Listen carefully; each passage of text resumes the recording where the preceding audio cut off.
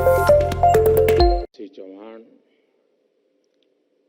Scindia school के निदेशक मंडल के अध्यक्ष और कैबिनेट में मेरे सहयोगी Shri Jyotiraditya Scindia ji, Shri Narendra Singh Tomar, doctor Jitendra Singh, school management के साथी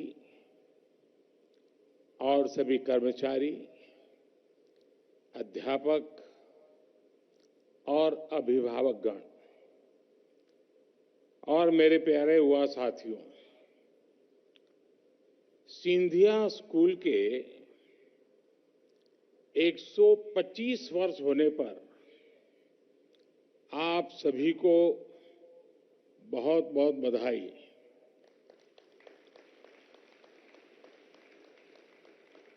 आज आजाद हिंद सरकार का स्थापना दिवस भी है।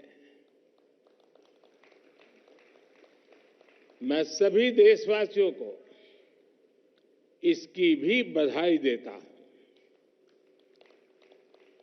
मैं आप सभी का आभार व्यक्त करता हूं कि आपने मुझे यहां इस गौरवमयी इतिहास से जुड़ने का अवसर दिया। ये इतिहास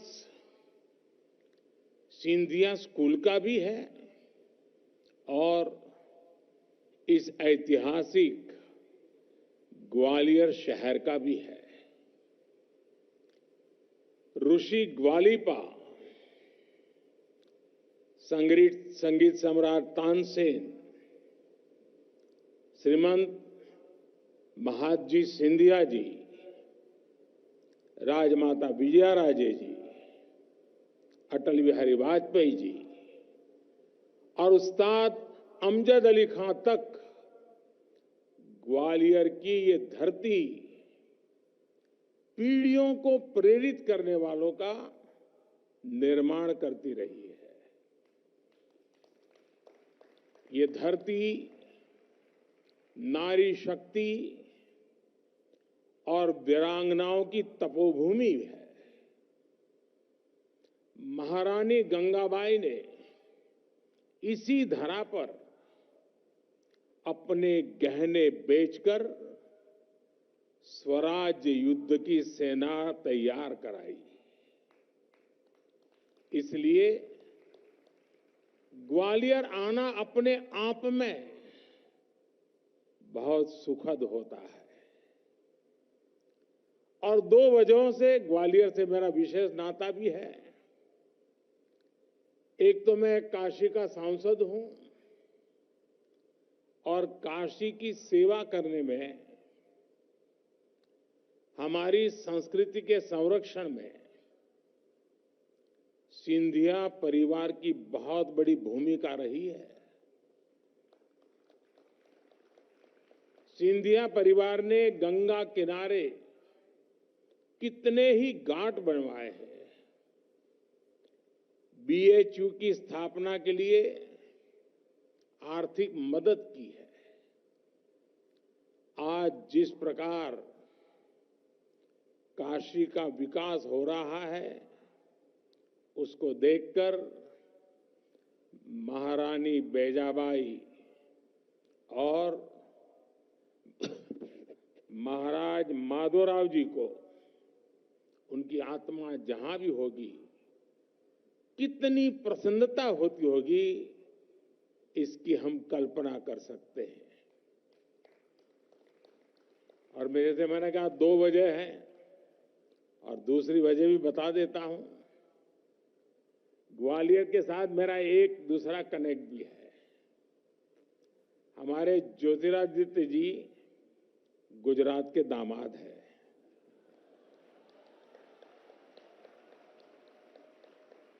इस नाते भी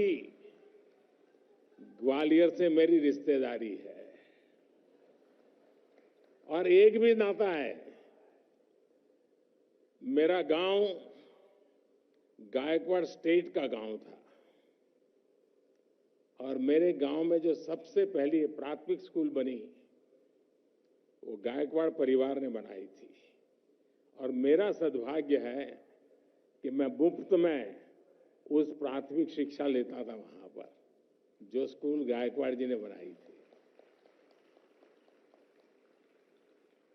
साथियों, हमारे यहां कहा गया है, मनस्येकम वचस्येकम कर्मण्येकम महात्मा नाम, अर्थात सज्जन व्यक्ति जैसा मन में सोचते हैं वैसा ही कहते भी हैं और करते भी हैं।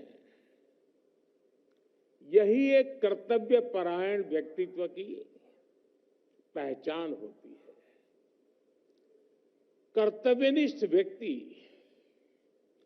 तात्कालिक लाभ के लिए नहीं, बल्कि आने वाली पीढ़ियों के भविष्य को उज्जवल बनाने के लिए काम करता है।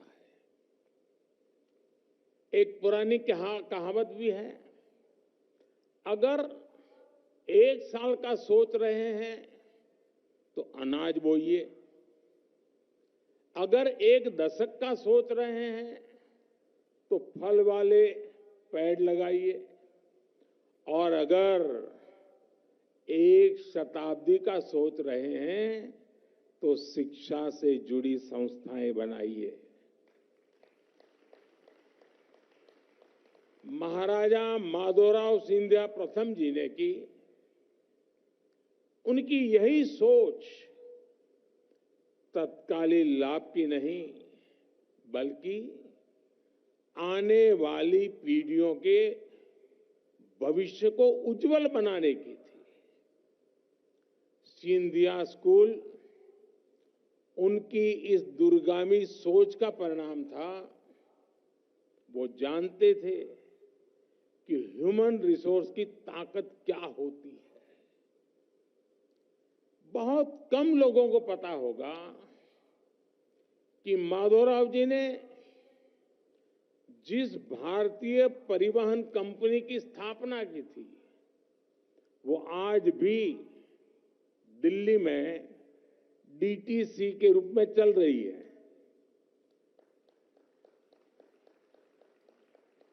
आने वाली पीढ़ियों के लिए जल संरक्षण पर भी उनका उतना ही ध्यान था। उन्होंने उस कालखंड में पानी के लिए, सिंचाई के लिए एक बहुत बड़ी व्यवस्था बनाई थी। ये जो हरसी डैम है, वो 150 वर्ष बाद भी एशिया का सबसे विशाल मिट्टी का बांध है। ये डैम आज भी लोगों के काम आ रहा है। माधवराव जी के व्यक्तित्व से हम सभी के लिए ये दूरदृष्टि सीखने योग्य है। एजुकेशन हो, करियर हो, जीवन हो या फिर पॉलिटिक्स, शॉर्टकट आपको भले कुछ तात्कालिक लाभ पहुंचा दे, लेकिन आपको लॉन्ग टर्म सोचने के साथ ही काम करना चाहिए। जो भी व्यक्ति समाज में या सियासत में तात्कालिक स्वार्थ के लिए काम करता है, उससे समाज का, राष्ट्र का नुकसान ही होता है। साथियों, साल 2014 में जब देश ने मुझे ये प्रधान सेवक का दायित्व दिया, तो मेरे सामने भी 2 ऑप्शन थे।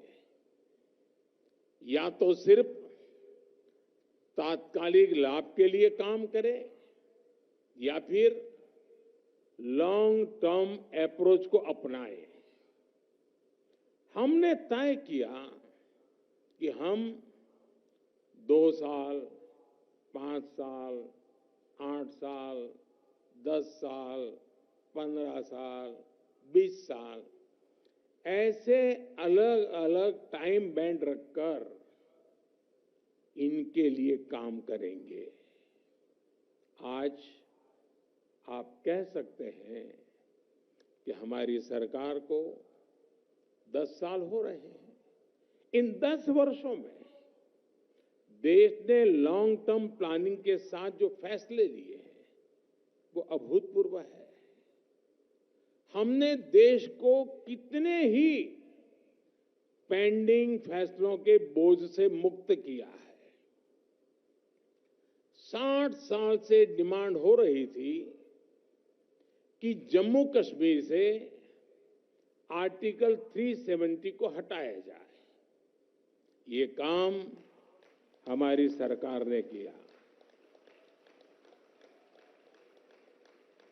40 साल से डिमांड हो रही थी कि पूर्व फौजियों को 1 रैंक 1 पेंशन दी जाए।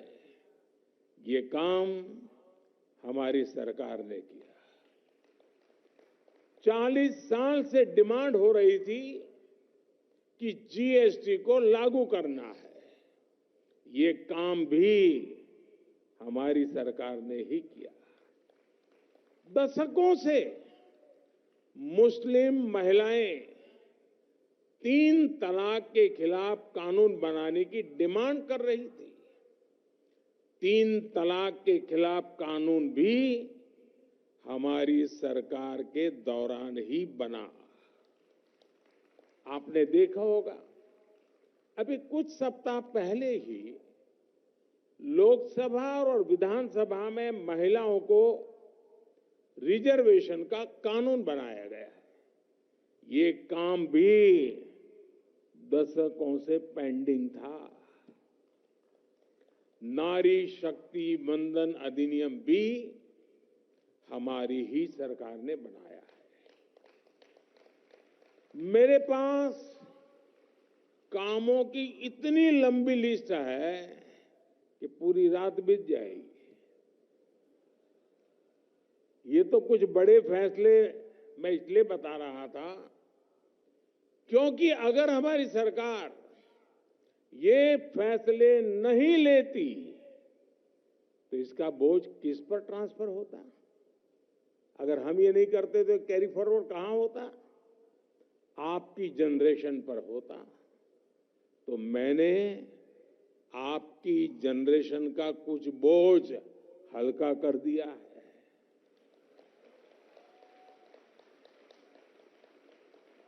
और मेरी कोशिश यही है कि आज की यंग जनरेशन के लिए देश में एक बहुत ही पॉजिटिव माहौल क्रिएट हो।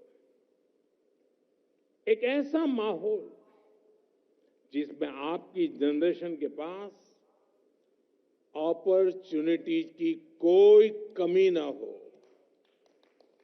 एक ऐसा माहौल जिसमें भारत का युवा बड़े सपने देखें और उसे प्राप्त भी करें।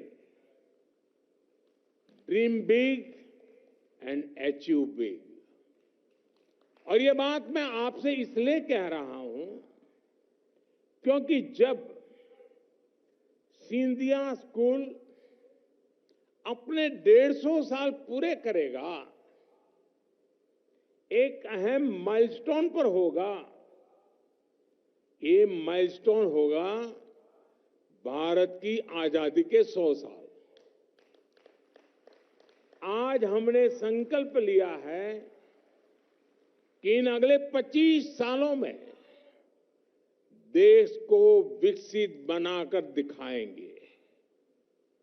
और ये आपको करना है, भारत की यंग जनरेशन को करना है।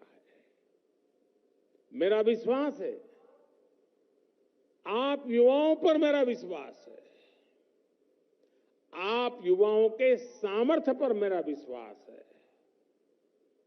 और मैं आशा करता हूं कि आप इस सपनों को संजो करके काम करेंगे, सपने संकल्प में बदलेंगे और संकल्प को सिद्धि प्राप्त करने तक रुकेंगे नहीं। अगले 25 साल आपकी लाइफ के लिए जितने जरूरी है उतने ही भारत के लिए भी जरूरी है।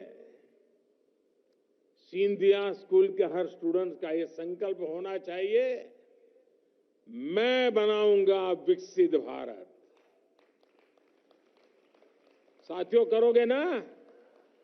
करोगे ना? मैं नेशन फर्स्ट की सोच के साथ हर काम करूंगा। मैं इनोवेट करूंगा, मैं रिसर्च करूंगा, मैं प्रोफेशनल वर्ल्ड में रहूं या फिर किसी भी प्लेस में, मैं भारत को विकसित बनाकर ही रहूंगा। और साथियों, जानते हैं, मेरा इतना विश्वास सिंधिया स्कूल पर क्यों है? क्योंकि आपके स्कूल के कुछ एल्यूमनाई को भी मैं भी बहुत करीब से जानता हूं। पीएमओ में राज्य मंत्री भाई जितेंद्र सिंह जी मंच पर बैठे हैं, वो आप ही के स्कूल के में पढ़े हुए हैं। रेडियो पर जिनकी आवाज सुनकर हम मंत्रमुग्ध हो जाते थे, अमीन सयानी जी, लेफ्टिनेंट जनरल मोतीदर जी, अभी जिन्होंने यहां शानदार प्रस्तुति दी, मित ब्रदर्स और हुड़हुड़ दबंग सलमान खान,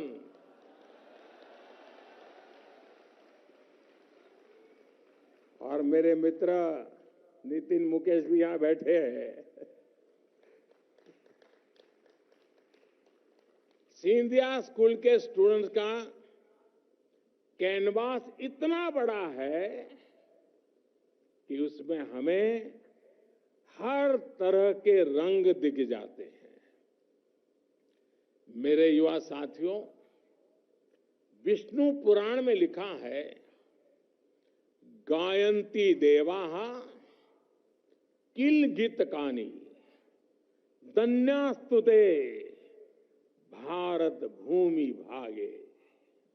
अर्थात देवता भी यही गान करते हैं कि जिसने इस भारत भूमि में जन्म लिया है वे मनुष्य देवताओं से भी अधिक सौभाग्यशाली है। आज भारत सफलता की जिस ऊंचाई पर है वो अभूतपूर्व है। पूरे विश्व में भारत की धाक जमी हुई है।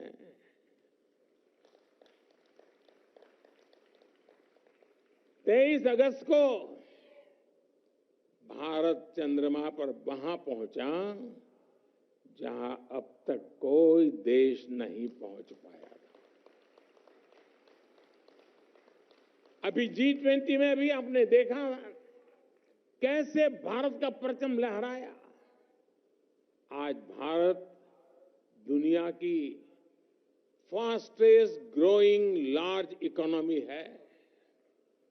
आज Bharat global fintech adoption rate में नंबर 1 है। आज Bharat real time digital transaction करने में दुनिया में नंबर 1 है। आज भारत स्मार्टफोन डेटा कंज्यूमर के मामले में नंबर 1 है। आज भारत इंटरनेट यूजर्स की संख्या के मामले में दुनिया में नंबर 2 पर है। आज भारत दुनिया का दूसरा सबसे बड़ा मोबाइल मैन्युफैक्चरर है।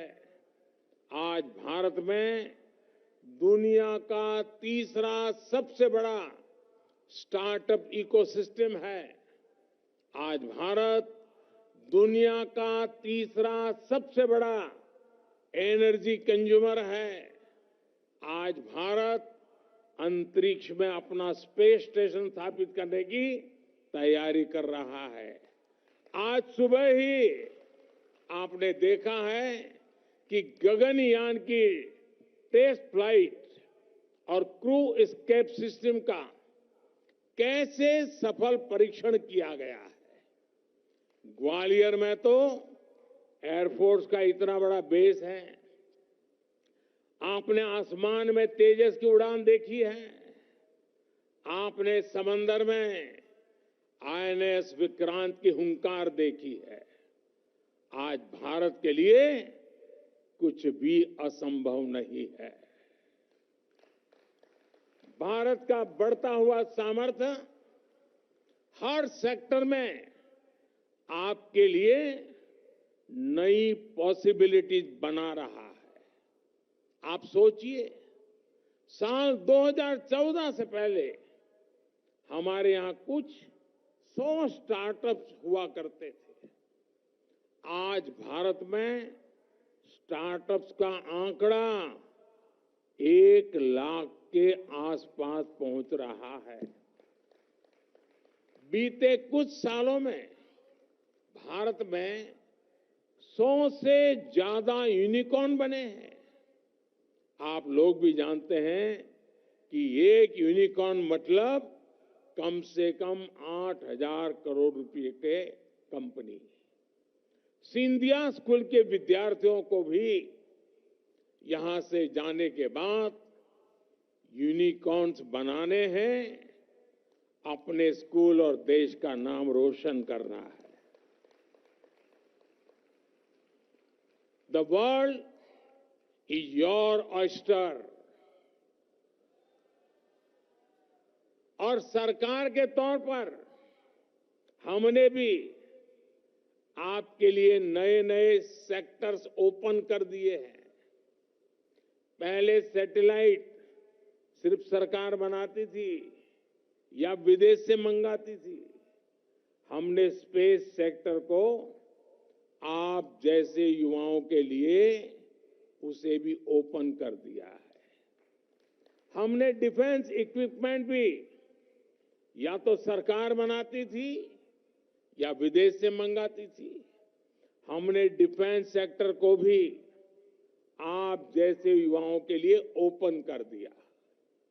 ऐसे कितने ही सेक्टर्स हैं जब भारत में आपके लिए बन रहे हैं। आपको मेक इन इंडिया के संकल्प को आगे बढ़ाना है। आपको आत्मनिर्भर भारत के संकल्प को आगे बढ़ाना है। मेरा एक और मंत्र याद रखिएगा, हमेशा आउट ऑफ द बॉक्स सोचिए। जैसे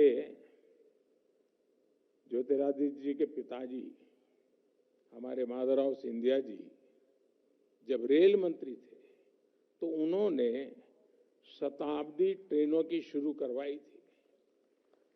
इसके 3 दशक बाद तक भारत में फिर ऐसी आधुनिक ट्रेनें नहीं शुरू हो पाई। अब देश में वंदे भारत का भी जलवा है और कल ही नमो भारत की रफ्तार भी आपने देखी है। साथियों, यहां आने से पहले मैं सिंधिया स्कूल के अलग अलग हाउसेज के नाम देख रहा था और ज्योतिरादित्य जी मुझे समझा भी रहे थे। स्वराज के संकल्प से जुड़े वो नाम ही कितनी बड़ी प्रेरणा है आपके लिए। Shivaji house, Mahadji house, Ranoji house, Dattaji house, Kanarkhed house, Nimaji house, Madhav house, एक तरह से सप्त ऋषियों की ताकत है आपके पास। और मैं सोच रहा हूं कि नवरात्रि के इस पावन अवसर पर मैं आप सभी को 9 टास्क भी दूं, क्योंकि स्कूल का कार्यक्रम हो और आप होमवर्क न दें तो पूरा नहीं होता है। तो मैं आज आपको 9 टास्क देना चाहता हूं, याद रखोगे? आपकी आवाज दब गई भाई, क्या कारण है? याद रखोगे? उसको संकल्प बनाओगे? जीवन भर उसको पूरा करने के लिए काम करोगे? पहला, आप लोग यहां जल संरक्षण का इतना काम करते हैं। वाटर सिक्योरिटी 21वीं सदी की बहुत बड़ी चुनौती है। इसके लिए आप लोगों को जागरूक करने का अभियान चलाइए। दूसरा, सिंधिया स्कूल में गांव गोद लेने की परंपरा रही है। आप लोग और भी गांव जाइए, वहां डिजिटल लेन देन के प्रति लोगों को इन्फॉर्म करिए। तीसरा, स्वच्छता का मिशन। मध्य प्रदेश का इंदौर सफाई में नंबर 1 हो। अगर ये सिद्धि प्राप्त कर सकता है तो ये मेरा ग्वालियर क्यों नहीं हो सकता? आप अपने शहर को स्वच्छता में नंबर 1 बनाने का भी बीड़ा उठाइए। चौथा, वोकल फॉर लोकल। जितना हो सके आप लोकल को, स्थानीय प्रोडक्ट्स को प्रमोट कीजिए। मेड इन इंडिया प्रोडक्ट्स का ही इस्तेमाल करिए। पांचवा, ट्रैवल इन इंडिया फर्स्ट। जितना हो सके पहले अपना देश देखिए, अपने देश में घूमिए, फिर विदेशों का रुख कीजिए। छठा, नेचुरल फार्मिंग के प्रति किसानों को ज्यादा से ज्यादा जागरूक करिए। ये धरती मां को बचाने के लिए बहुत जरूरी अभियान है। सातवां, मिलेट्स को, श्री अन्न को अपने जीवन में शामिल करिए। इसका खूब प्रचार प्रसार करिए। आप जानते हैं ना, ये सुपर फूड होता है। आठवां, फिटनेस। योग हो, स्पोर्ट्स हो, उसे भी अपने जीवन का अभिन्न हिस्सा बनाइए। आज ही यहां मल्टीपर्पज स्पोर्ट्स कॉम्प्लेक्स का शिलान्यास भी हुआ है। इसका भी आप खूब लाभ उठाइए। और नौवां, कम से कम एक गरीब परिवार की हैंड होल्डिंग जरूर करिए। जब तक देश में एक भी गरीब ऐसा है जिसके पास गैस कनेक्शन नहीं, बैंक अकाउंट नहीं, पक्का घर नहीं, आयुष्मान कार्ड नहीं है, हम चैन से नहीं बैठेंगे। भारत से गरीबी दूर करने के लिए ये बहुत जरूरी है। इसी रास्ते पर चलकर 5 सालों में ही 13.5 करोड़ लोग गरीबी से बाहर आए हैं। इसी रास्ते पर चलते हुए भारत गरीबी भी दूर करेगा और विकसित भी बनेगा। साथियों, आज का भारत जो भी कर रहा है वो मेगा स्केल पर कर रहा है। इसलिए आपको भी अपने फ्यूचर को लेकर छोटा नहीं सोचना है। आपके सपने और संकल्प दोनों बड़े होने चाहिए। और मैं आपको ये भी बता दूं, आपका सपना, आपका सपना, आपका सपना ही मेरा संकल्प है। आप अपने थॉट्स, अपने आइडियाज नमो ऐप पर भी मेरे साथ शेयर कर सकते हैं। और अब मैं व्हाट्सएप पर भी हूं, वहां से आपसे कनेक्ट हो सकता हूं। आप चाहे तो अपने सीक्रेट्स भी शेयर कर सकते हैं, और मैं आपको वादा करता हूं मैं किसी को नहीं बताऊंगा। साथियों, जीवन ऐसे ही हंसी मजाक में चलते रहना चाहिए। आप खुश रहिए, स्वस्थ रहिए। मुझे आप सभी पर पूरा भरोसा है। आपको याद रखना है, सिंधिया स्कूल सिर्फ एक संस्थान भर नहीं है, बल्कि एक विरासत है।